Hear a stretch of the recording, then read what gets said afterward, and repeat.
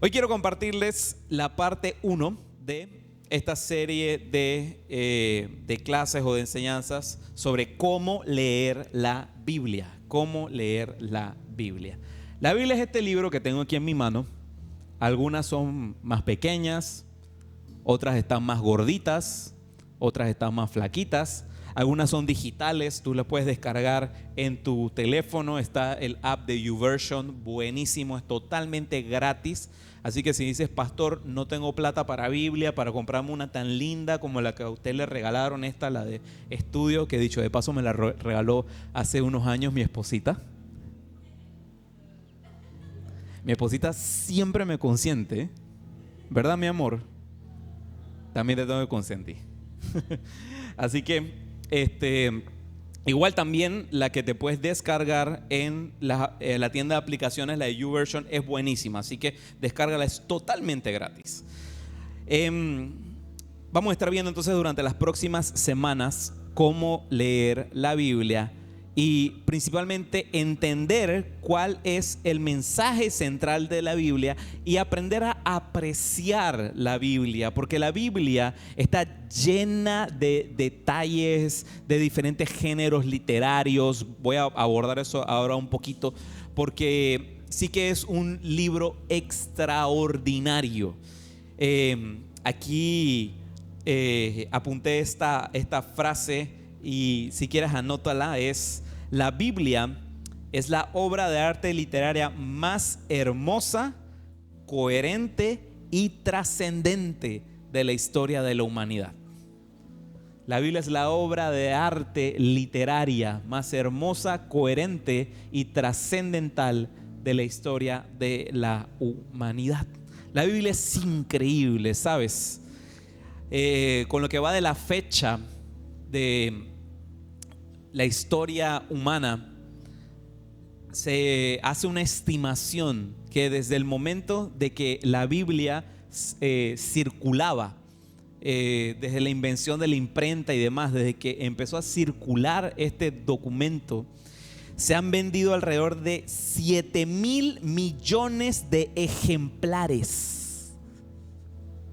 Puedes tener mente para esa frase, 7,000 millones, o sea, 7 billones. Hay tantas Biblias circulando en el mundo como hay personas en el mundo prácticamente. Porque ¿cuántos somos? Como 8,000 millones, ¿verdad? Somos 8 billones. Bueno, 7,000 millones de ejemplares. Así que ciertamente es un libro extraordinario, ¿verdad? La Biblia es una obra de arte literaria. ¿Será que por el hecho de que la vemos así tan gordita y a veces tan así como que wow, será difícil de entenderla? ¿Qué creen? Bueno, durante estas semanas aprenderemos que no. Ciertamente la Biblia es una obra literaria compleja, pero eso no debe hacer que nos intimide el hecho de su complejidad. Por más grande, gordita que sea, la Biblia puede ser muy compleja y demás, pero no debe por qué intimidarnos. Ahora una pregunta práctica: ¿cuál es para ti el personaje principal de la historia de la Biblia? Primera pista: no somos nosotros. El personaje principal de la Biblia no somos nosotros, ya que la Biblia es una narración completa de principio a fin que nos apunta a una sola persona: Jesús. Jesús es el personaje principal de la Biblia. Hay muchas veces que tenemos eso mal aprendido. Pensamos que la Biblia se trata de nosotros y no, señor. La Biblia se trata de Jesús. Ahora, ¿qué es la Biblia? ¿Es un libro? ¿Qué será? Bueno, más bien no es, bueno, lo vemos como un libro. Aquí lo que tengo en mis manos es un libro, ¿no? Porque tiene cobertura, tiene páginas, está encuadernado, es un libro. Pero técnicamente la Biblia es una colección de libros. Es como si fuera una biblioteca. ¿Vieron lo que dice ahí, verdad? Biblioteca. Es una colección de libros y cada uno de estos libros son muy diferentes, no solamente por los relatos que llevan, sino por el género literario en el cual fueron escritos. La Biblia cumple un solo propósito, pero tiene diferentes géneros literarios. Pastor, ya me enredé. ¿Qué es eso de género literario? Explíquemelo. Bueno, un género literario es simple y sencillamente, a ver, lo tengo aquí escrito, es el estilo único en el cual se está comunicando y se clasifica según sus características comunes, como el estilo, la estructura, el contenido y la forma en que está escrita. Eso es lo que es un género literario. Te lo repito nuevamente, es el estilo único en el cual se está comunicando y se clasifica según sus características comunes, como estilo, estructura, contenido y la forma en la que está escrita. Cada género literario tiene diferentes técnicas y reglas en las que se utilizan para comunicar una idea. Por ejemplo, si tú ves un periódico, aunque es un ejemplo medio raro porque ya hoy en día uno ni ve periódicos en la calle y están como delgaditos últimamente, así que si tú ves un periódico o una publicación así, sí, bueno, si te acuerdas hace 15 años atrás que lo usaban para cuando llovía mucho y lo ponían ahí como si fuese la alfombra para chupar agua. Un periódico o las noticias en un periódico son parte del género literario, del género periodístico. Tiene ciertas reglas, cierta estructura en cómo se escribe un periódico. Otro ejemplo, un libro de cuentos para niños. Un libro de cuentos para niños no se escribe igual que una novela o que un periódico. Tiene ciertas reglas, tiene cierto ritmo, pertenece al género del cuento. La Biblia, así igual, tiene diferentes géneros literarios. La Biblia contiene 3 estilos literarios principales, los cuales son la narrativa, la poesía y la prosa. Narrativa, poesía y prosa. Y durante las próximas semanas vamos a ir como que entrando un poquito en cada uno de ellos. Pero para que sepas, los 3 géneros, los 3 estilos literarios principales en la Biblia son narrativa, poesía y prosa. Cambiar una cosita aquí.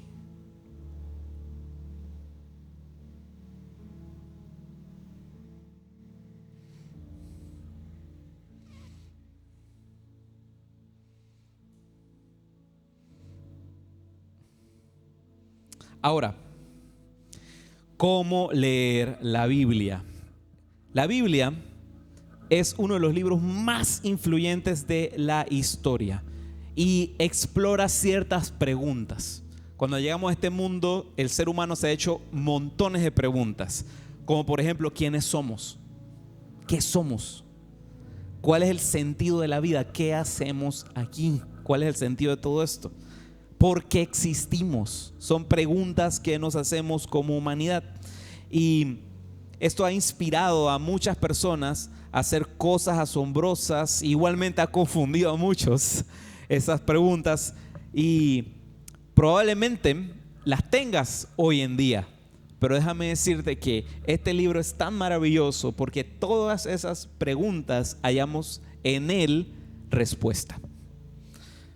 ¿Qué es la Biblia entonces? La Biblia, como te había mencionado al comienzo, es una pequeña biblioteca de libros. Para ser precisos, esta Biblia que tengo aquí en mis manos cuenta con 66 libros. Y esos 66 libros están escritos en 3 lenguajes, en hebreo, arameo y griego. Fue escrita en 3 diferentes continentes durante un periodo de 1500 años por 40 autores. Por eso es que la Biblia es tan sorprendente, porque a pesar de que fue escrita en 3 lenguajes, 3 continentes, durante 1500 años por 40 autores, cuenta una historia continua. Yo no sé si eso te emociona saber eso, porque, por ejemplo, te digo, o sea, qué tan difícil a veces es para nosotros contar la misma historia, que se la compartimos a una persona y esa persona se la comparte a otra. Siempre se queda alguna información por fuera. Y lo loco de todo esto es que fue escrita durante 1500 años, durante un periodo de 1500 años, y que toda la Biblia tenga referencias cruzadas y toda la Biblia hable del mismo tema, o sea, apunte hacia lo mismo, es algo maravilloso. Por eso es que decimos que la Biblia fue escrita por el hombre, ciertamente, pero inspirada por Dios. Porque no existe manera de que haya algo que, a pesar de que sea tan complejo, con tantas maneras de que fue escrito en diferentes lenguajes y todo eso, cuente la misma historia. Es imposible.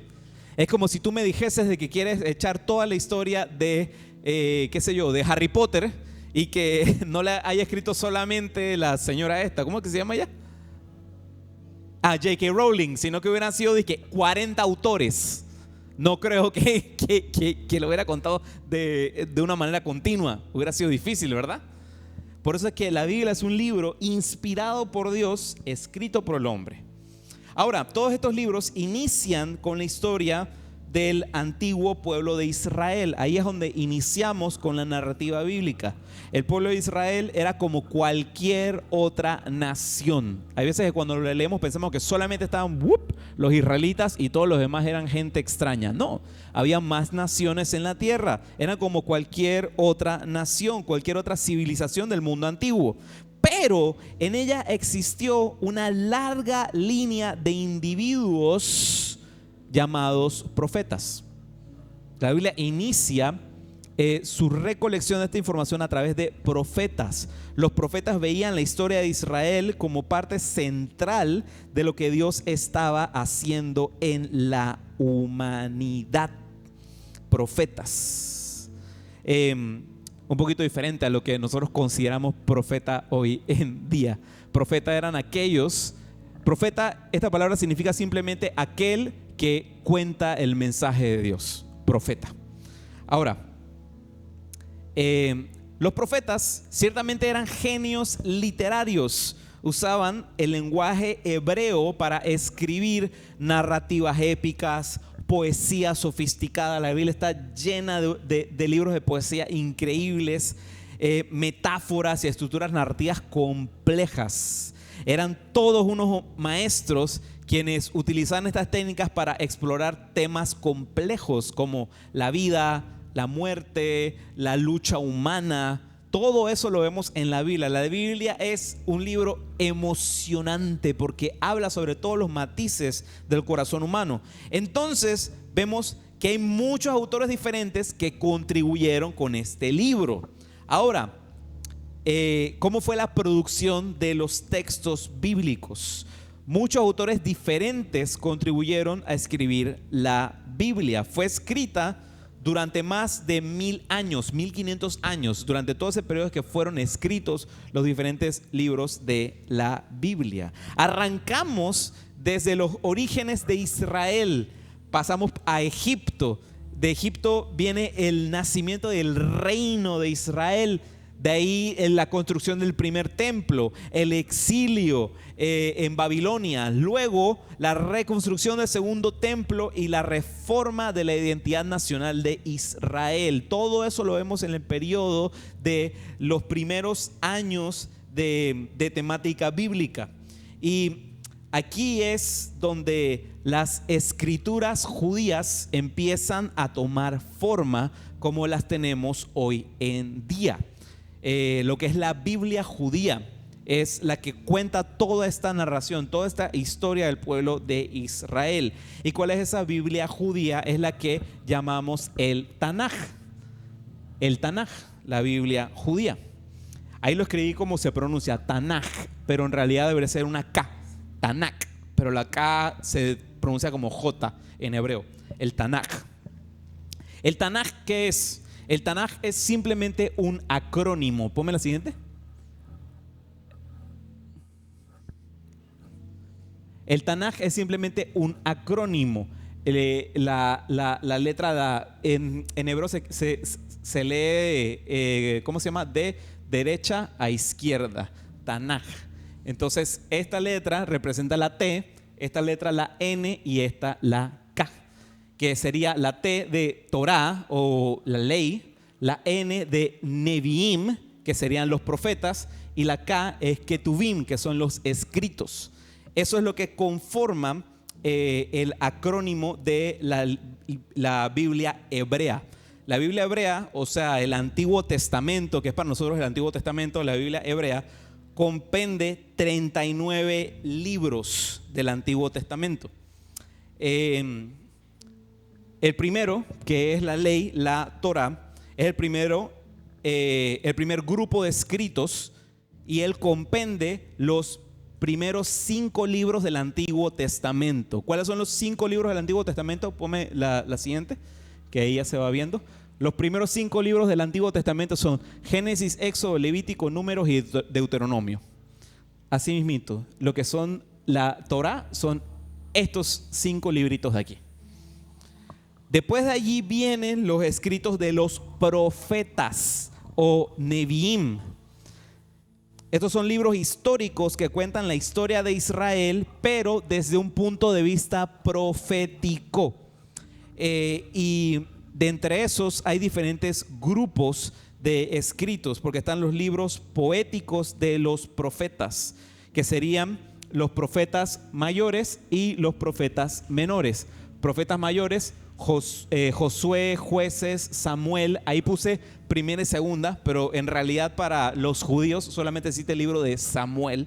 Nosotros sí lo tenemos dividido en primera Samuel y segunda Samuel, igual con Reyes, Isaías, Jeremías, Ezequiel. Esos son los profetas mayores.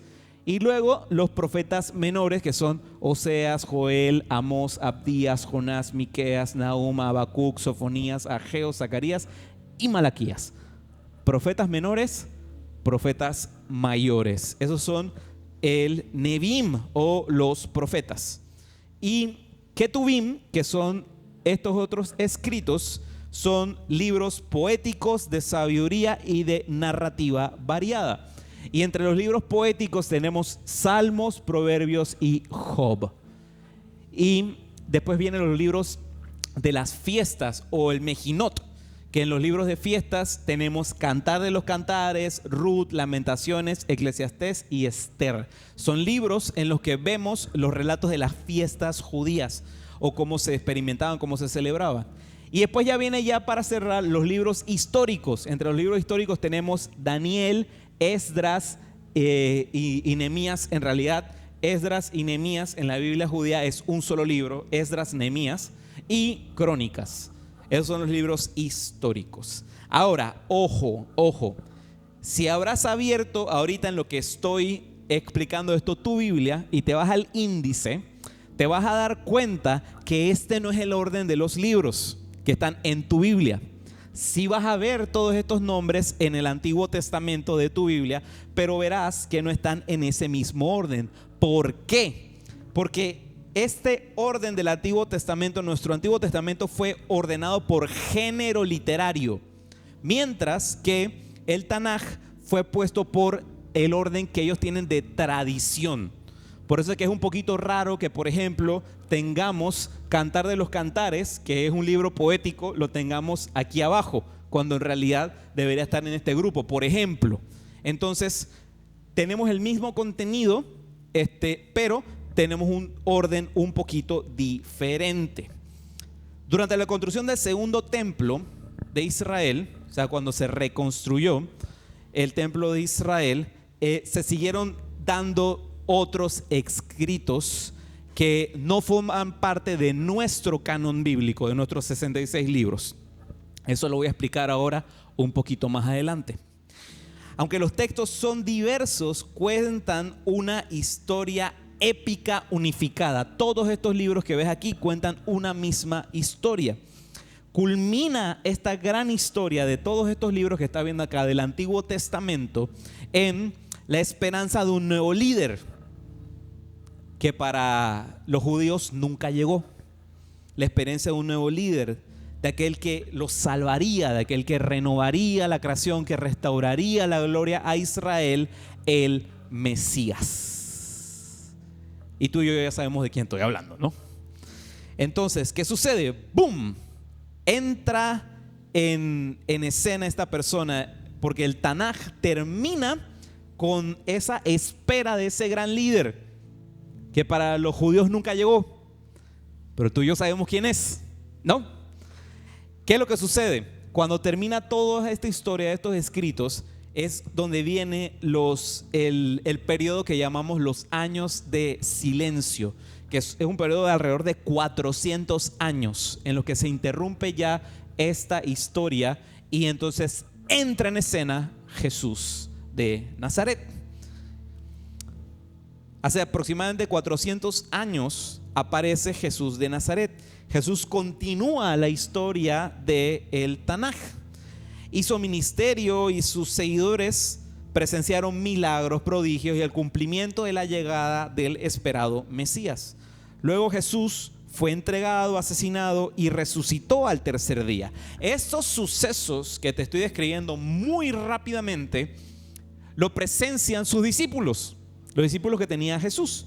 Y eso termina desquebrajándole cualquier esquema que ellos tenían en su cabeza, porque si has estado viniendo, asistiendo últimamente y estuviste con nosotros el día de Pentecostés, te acordarás que hablamos el hecho de que hasta las primeras páginas del libro de los Hechos de los Apóstoles vemos que era gente que estaba asustada porque no sabía qué es lo que iba a suceder, qué iba a venir. Sí, vimos a Jesús resucitar y todo eso y ascendió al cielo, y cuando llega el Espíritu Santo a la vida de estos hombres y mujeres cambiaron por completo. Ya dejaron de ser gente asustadiza y empezó a ser gente que estaba dispuesta a morir por el mensaje del Evangelio. Eso que ellos presenciaron, la resurrección de Jesús, es algo que nadie puede negar. Hay libros históricos, incluso de autores como Plinio el Viejo, que no son cristianos, que encierran ese relato y lo comparten. Así que es un hecho histórico que existió Jesús y que resucitó. Entonces estos sucesos marcan la vida de los apóstoles. Apóstol en griego significa simplemente enviado o mensajero, para que sepan. No es así que apóstol, ay caramba, me dio aquí un calambre en el pie. Es porque iba a soltar un facto y se me acalambró el pie. Apóstol no es dizque el que funda un montón de iglesias, que no sé qué. Eso es un término un poquito más moderno que manejamos hoy en día en nuestra jerga cristiana. Pero apóstol es sencillamente término que viene de la palabra apóstolos en griego, que significa enviado o mensajero. Aquel que Dios envió con un mensaje. Eso es un apóstol. Paremos ahí. Entonces, los apóstoles, ¿qué escribieron los apóstoles? Recuerden que terminamos todo esto. Pon la siguiente, que creo que ahí nos brincamos un par de diapositivas. Ajá. La Biblia del Nuevo Testamento de Jesús, exacto. Ya estoy hablando de esa parte. Sigue la siguiente. Ahí ya estamos ya. Los apóstoles son los que escribieron el Nuevo Testamento. Aquí tenemos los evangelios o las buenas nuevas. Eso es lo que significa evangelio, buena nueva, buena noticia. Los evangelios que son Mateo, Marcos, Lucas y Juan, los 4 evangelios. Después viene el libro de los... aquí no era Hebreos, era Hechos, perdón. El libro de Hechos. Es que estaba haciendo las diapositivas en la noche, así que se me enredó ahí, no veía. El libro de los Hechos de los Apóstoles. Ahí dice Hechos, por favor. El libro de los Hechos. Y después las cartas a las comunidades cristianas, que en este caso se las tengo agrupadas por los autores. Tenemos las cartas de Pablo. Pablo escribe Romanos, Primera, Segunda de Corintios, Gálatas, Efesios, Filipenses, Colosenses, Primera, Segunda de Tesalonicenses, Primera y Segunda de Timoteo, Tito y Filemón. Estas son las cartas de Pablo a las comunidades cristianas. Luego tenemos la carta a los hebreos, que es anónima, pero algunos autores, algunos teólogos afirman que pudo haber sido Lucas el que le escribió. Tenemos la carta de Santiago, las cartas de Pedro, primera, segunda de Pedro, las cartas de Juan, primera, segunda, tercera de Juan, y la de Judas. No Iscariote, este es otro Judas. La carta de Judas. Y después tenemos ya el libro de la Revelación o Apocalipsis, que fue escrito por Juan. ¿Ah? Sí. El Nuevo Testamento son los evangelios, los hechos de los apóstoles, un montón de cartas y el Apocalipsis. O sea, si lo quieres ver de manera súper resumida, ese es el Nuevo Testamento. Y lo que siempre me encanta es ver esto, de que Pablo es el que hizo prácticamente 2/3 del Nuevo Testamento. Las cartas de Pablo equivalen a 2/3 del Nuevo Testamento. Entonces, el canon bíblico, ¿qué es? Pone la siguiente. El canon bíblico con el que nosotros seguimos, el que es esta Biblia que tengo aquí en mi mano, es el canon bíblico protestante, que cuenta Antiguo Testamento con 39 libros y Nuevo Testamento 27 libros. Sumándolos son 66. Son 66 libros en total. 39 Antiguo Testamento y Nuevo Testamento 27. Y aquí es a donde voy a desmentir algunos mitos. Porque hay algunos mitos que de repente aceptamos que es así porque lo vimos, qué sé yo, en Discovery Channel, o te lo contó alguien en la escuela, un profesor, y nananay. Vamos a ser bien claros con esto. Y si quieres lo puedes buscar, investigalo en Google, donde sea. Si estás de que no, pastor, usted me está echando un poco de mentiras esta noche, investígalo usted también. Te vas a dar cuenta. Así que, ¿por qué la Biblia católica tiene más libros? Porque ahí dice 46. Antiguo Testamento, nosotros tenemos 39, la Biblia católica tiene 46. ¿Por qué? ¿Te acuerdas que al comienzo de lo que venimos hablando, después de la reconstrucción del segundo templo, te mencioné que los judíos siguieron produciendo textos sagrados? Bueno, esos textos sagrados que se siguieron produciendo durante la construcción del segundo templo son los que forman parte del Antiguo Testamento de la Biblia católica. Es en eso en lo que se diferencian. Y esos son los libros que se conocen como deuterocanónicos. O en otras palabras, porque esa palabra suena muy elegante, pero es simplemente el griego de segundo canon. Deuterocanónico, no, griego no, latín. El latín de segundo canon. ¿Qué es eso? Las segundas escrituras canónicas que se produjeron después de la construcción del segundo templo. La tradición católica adopta las prácticas judías de leer estos 7 libros que fueron escritos durante la época del segundo templo. Si te das cuenta, la diferencia de nuestro Antiguo Testamento con el católico son de exactamente 7 libros, que son esos que se produjeron durante la época de la construcción del segundo templo. Ahora, en el año 393 fueron reconocidos durante el concilio de Cartago. Ahí no tiene nada que ver. Siempre dicen de que fue el emperador, ¿cómo es? Alejandro Magno, y el concilio de Nicea. Aquellos que vieron o que leyeron el libro ese de Dan Brown, de ¿cómo se llama? Ese que la película en la que sale Tom Hanks y que hay un monje como blanquito. No. Sí, ese que ángeles y demonios y ¿cuál era?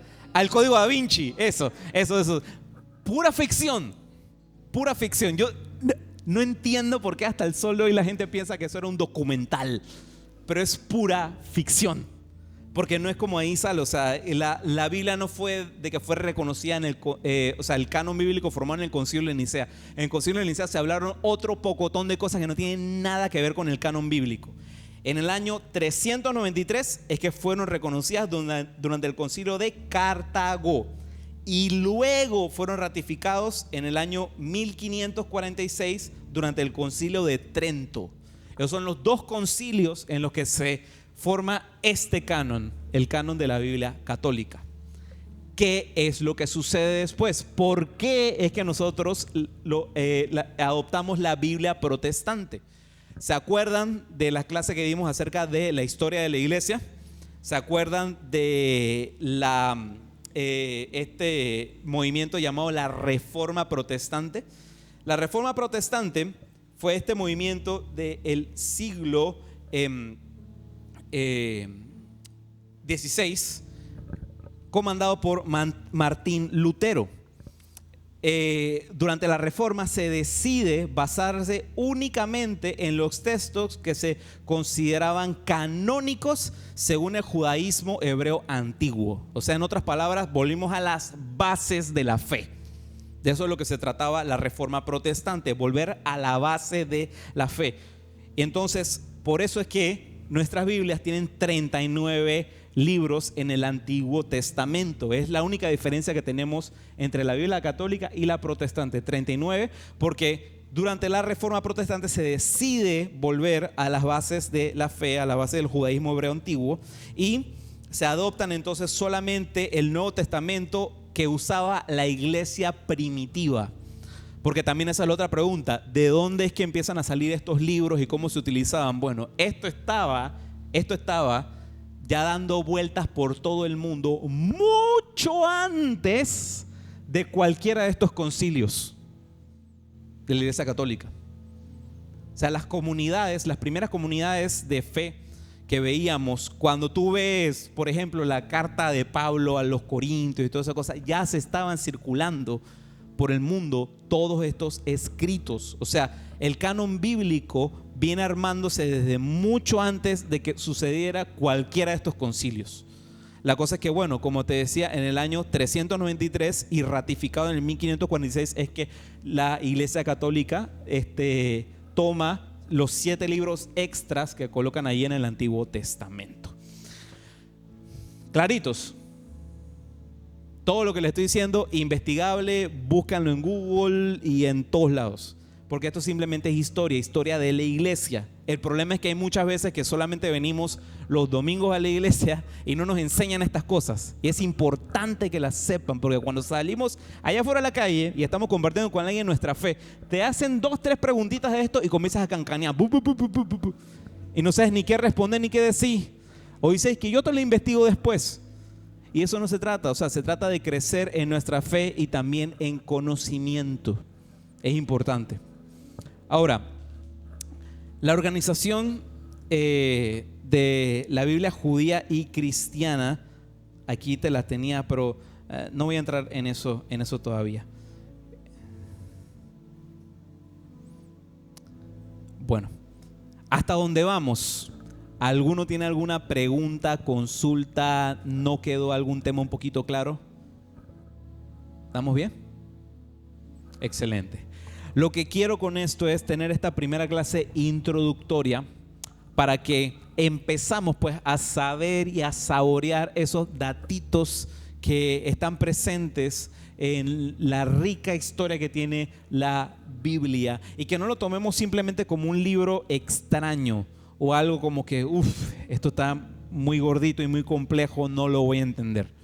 Durante las siguientes semanas vamos a estar viendo también las diferentes traducciones, porque sí, esta que tengo aquí por ejemplo en mis manos es Nueva Traducción Viviente, es simplemente una de las diferentes traducciones que existe. Está la NBI, la Nueva Versión Internacional, la Reina Valera, hay qué sé yo, la Biblia del Oso, o sea, hay un montón diferentes, pero todas. Traducción lenguaje actual también. O sea, todas esas son válidas. Lo importante es saber qué es lo que estamos estudiando, qué es lo que estamos leyendo y por qué lo estamos leyendo. También durante las siguientes semanas voy a darles también un par de consejos de cómo sí leer la Biblia y cómo no leer la Biblia. Porque a veces que metemos la pata un poquito en la manera en cómo estamos leyéndola, y es importante que sepamos ubicarnos en la mentalidad correcta y con la intención correcta de cuando la estamos leyendo, y perderle un poco de miedo. Yo les digo, cuando comienzas a leer esto, lo empiezas a disfrutar tanto de que ya no se vuelve un libro intimidante. Uh-huh. Uh-huh. Exactamente, antes o después.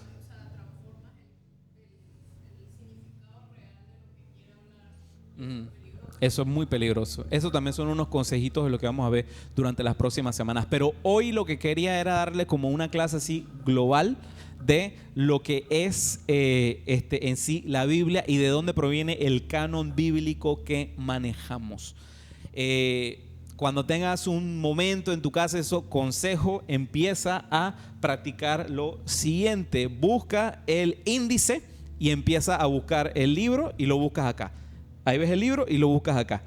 Para que vayas desarrollando eso. Eso es algo de que no deberíamos perder. Porque la Biblia digital hay veces que nos consiente un poquito. Porque ahí vemos y tocamos arribita y lo buscamos rapidito. O incluso miren, porque es que también hay cositas en las que uno empieza a usar las rueditas de entrenamiento y nunca termina de avanzar al siguiente paso.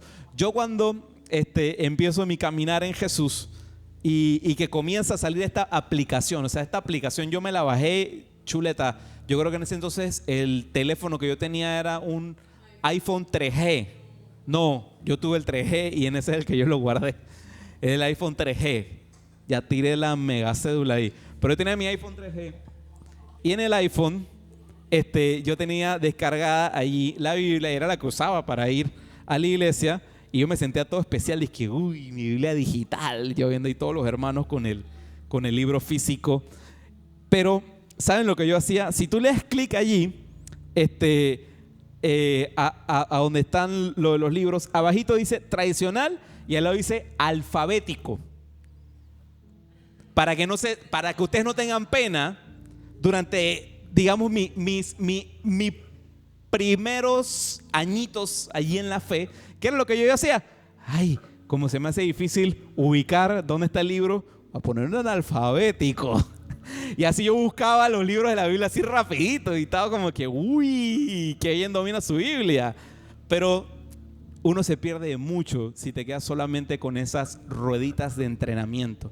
Por eso es bueno el saber dónde están todos tus libros y ubicarlos, porque así en tu mente ya te vas ubicando toda la historia de principio a fin y empiezas a entender de dónde es que viene todo, cómo es el orden de los sucesos, los libros históricos, porque eso es lo bueno y lo interesante, que el canon bíblico de nuestras Biblias, a diferencia del judío en el Antiguo Testamento, está ordenado por temática. Así que cuando ya entras a los libros históricos puedes entender toda la historia del pueblo de Israel si empiezas a ordenarlos así. Y los profetas también están ordenados en base a las profecías que se fueron dando y todo eso. Así que un ejercicio muy interesante es que te vayas familiarizando con tu Biblia. Eso es un consejito que les puedo dar. ¿Alguna consulta? ¿Alguna pregunta? ¿Bien? Bueno, durante las próximas semanas vamos a seguir viendo un poquito más de estas clases de cómo leer la Biblia. ¿Le gustó? Bien práctico. ¿Conocían estas cosas o hay algunas que se quedaron como que, uy, nueva información? Nueva información. Por eso, porque muchas veces damos por sentado esto en las iglesias, pensamos de que, bueno, esto es algo que ya la gente debe saber, pero no, hay veces que no. Y es bueno que la gente conozca y domine estos temas, porque saben que a nosotros lo que más nos haría felices es que ustedes no dependan solamente de lo que compartimos un domingo, aunque es muy importante el congregarnos y el recibir pues el mensaje, la predicación de la palabra nunca debe faltar, nunca debe faltar. Pero lo que nos haría a nosotros increíblemente felices es que ustedes amen ese libro y cuando se presentan problemas y situaciones en la vida ustedes puedan acudir a la palabra de Dios y que Dios habla a sus corazones.